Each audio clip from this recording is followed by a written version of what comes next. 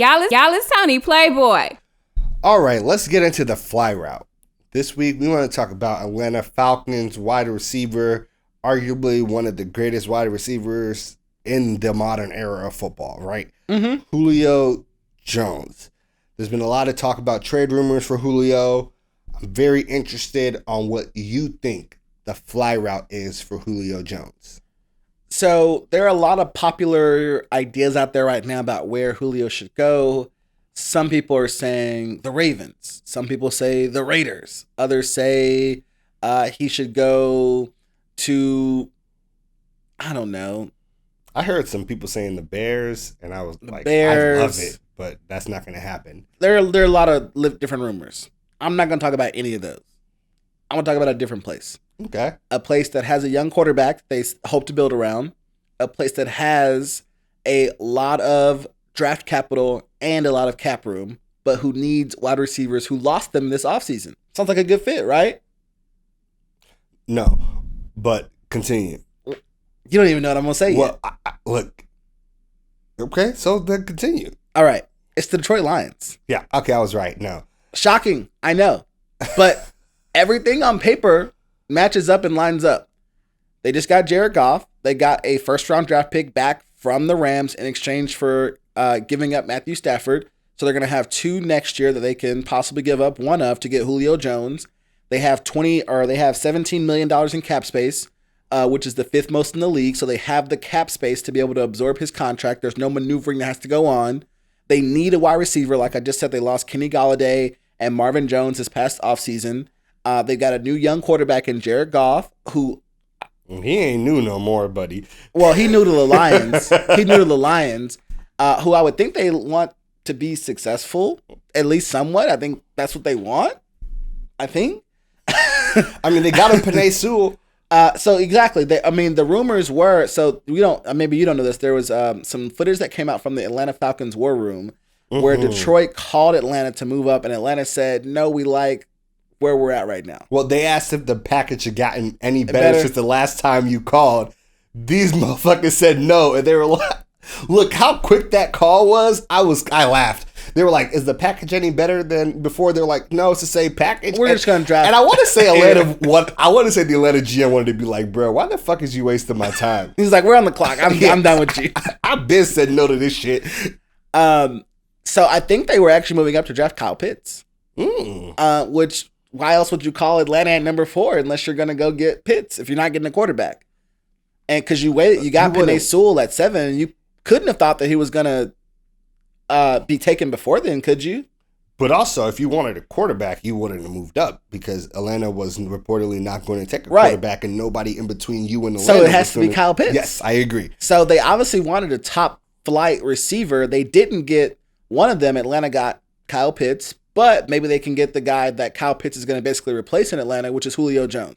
I think it all makes sense on paper based on what Detroit wanted before the draft, what they didn't get, their cap space, draft capital, a new kind of head coach situation. And I think they would want to succeed and want all the weapons possible. And quite frankly, they need him. It makes sense. Do it. I think it's good for Julio. He gets out of Atlanta. They feed him the ball. The reason Julio has not been great partially is because of injuries. No. You said it was good for Julio. If they tried to, if the Falcons tried to trade me and I was Julio Jones to the Detroit Lions, I would pull a Calvin Johnson, Barry Sanders, and deuce the fuck up out of here.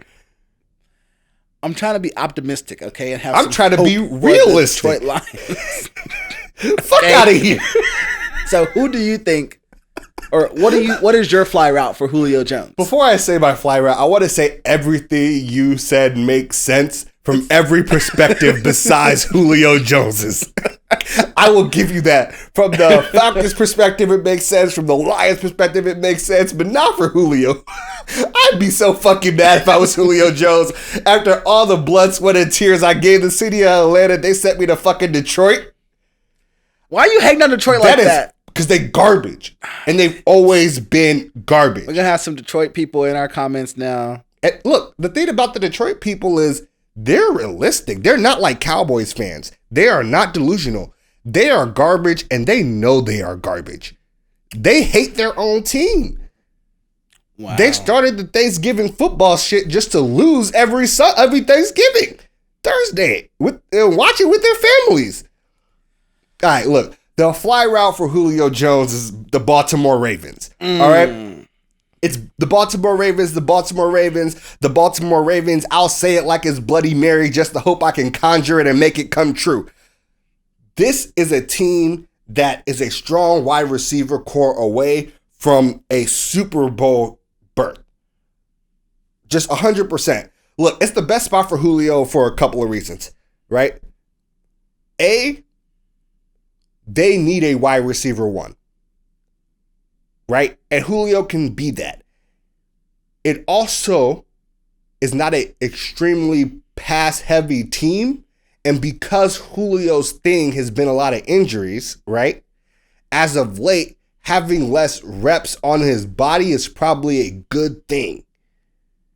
But this is also a team that wants to open up their playbook and pass more, right? And I believe them when they say that. I believe Greg Roman when he says that because of the drafting of Rashad Bateman.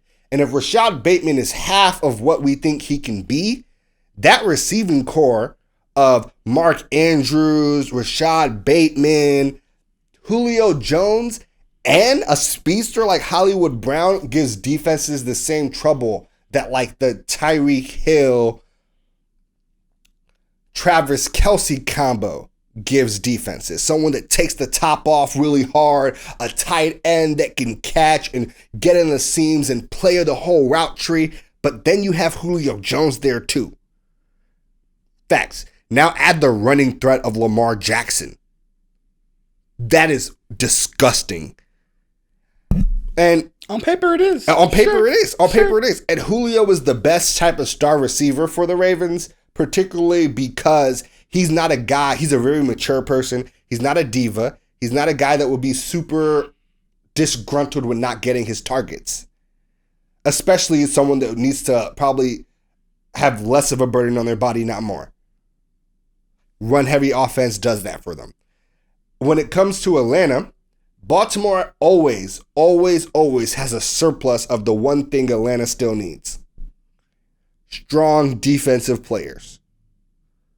That's always been Atlanta's weakness. It's still their weakness. Even after the draft, they drafted on fixing, or I guess augmenting said offense that they already had that was already a strength of theirs.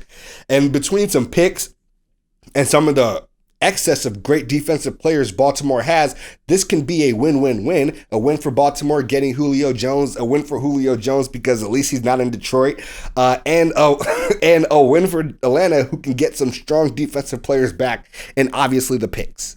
So I have a question for you. Bet. Which is, how does the money work? The highest paid defensive player for the Ravens has a $13 million cap hit, right? Okay. Calais Campbell. Good player, older, defensive lineman, etc. The Ravens currently have $13 million in space, and Julio's worth $22 million against the cap. How do they make it work? That sounds like it would actually work with the defensive player and their remaining cap space. Well, if you trade a defensive player some picks and they're what, $7 million short on free space? Mm-hmm. So a defensive player. Who? Marlon Humphrey? Who I don't think they want to trade? I mean, if you think Calais Campbell is closer to the end than the beginning, sure. He's 35, so then sure. What I'm saying is that, but then you got to have that factored into the other team's cap. That doesn't work there either, because they got to take on Julio's money and Calais' money. Okay. So the most important thing about this conversation is the timeline. June 2nd is the date that we are actually thinking about for these trades, because at June 2nd, Atlanta does not have to deal with all the dead cap money from the trade from Julio Jones, as well as whatever team that they are participating in this trade with for what other players that they send back. So that is very important. Thank you for pointing that out. June 2nd is the timeline for this. We will not see any movement on this until after the June 1st deadline. So think June 2nd, because this allows teams to not have to take the massive dead cap hit with the trading of these players within that season. So that would actually make the money easier to work, especially easier for Atlanta. Atlanta saves a ton. So Atlanta would save a good chunk, $15 million by moving Julio. But they'd, of course, then take on basically a similar amount in like someone like Calais Campbell for $11 million or someone for $7 million. Guy. Yes, I think a younger guy for like $7. But they need to spend that money on the defensive side because their defense is terrible. They certainly need defensive help. I don't see this trade happening on paper. This seems like some of the cap stuff could be hard to match up based on what Atlanta might want back. Because I think they will want someone younger. And I think Baltimore is very smart, actually. They're a very well-run team and will not want to give up a young asset. They'd rather give up a draft pick and someone older, or a draft pick and someone down the bench, as opposed to a really good defensive player. Here's what I'll say. You think that, but I think that like Baltimore is in this position now that they're probably willing to be more aggressive than not, because soon they're going to have to pay Lamar Jackson. Right? He's coming up. They're obviously going to take the 5th-year extension because it will be a discount for them. But after that 5th year, so after the next 2 years, they're going to have to pay Lamar Jackson. And when I say pay, I mean pay, because the scale gets increased every year. So this is actually the time for Baltimore to get aggressive, because their cap is going to be hamstrung by the Lamar Jackson contract 2 years from now. Listen, I think the strategy more pertinent is to actually do nothing now, pay him early and spread it out, but we'll see what happens. They always take the 5th year discount. Oh, no, I'm not saying don't take the 5th year, but if you take the 5th year and then you basically do the new contract 2 years early, you get to spread out the signing bonus over more years. Okay. Which is what the problem was with Dak's contract, because they didn't do it early. And so, like, for example, he's going to count $75 million this year. Yeah, so usually what I expect them to do, because they know they want Lamar Jackson, is to take the 5th year and extend him on the 5th year instead of this year. Okay. I still don't think that can work if they have Julio and then extend him next year, but we'll see what happens June 2nd. Hit us back. The Fly Route Pod. The Fly Route Pod. The Fly Route Pod. The Fly Route Pod. We want to thank you all for taking the time out of your day to listen to this video. Did you know that this video is part of a larger Fly Route podcast? Look us up wherever you watch podcasts. We are on Spotify, Apple Music, everywhere. Take the time, subscribe. We appreciate you. While we have you here, don't forget to like this video and hit that subscribe button. And while you're at it, don't forget to hit the notification bell. Otherwise, you will miss some of our YouTube videos. That's just the way YouTube works. And don't forget to follow us on Facebook, Twitter, and Instagram at The Fly Route Pod.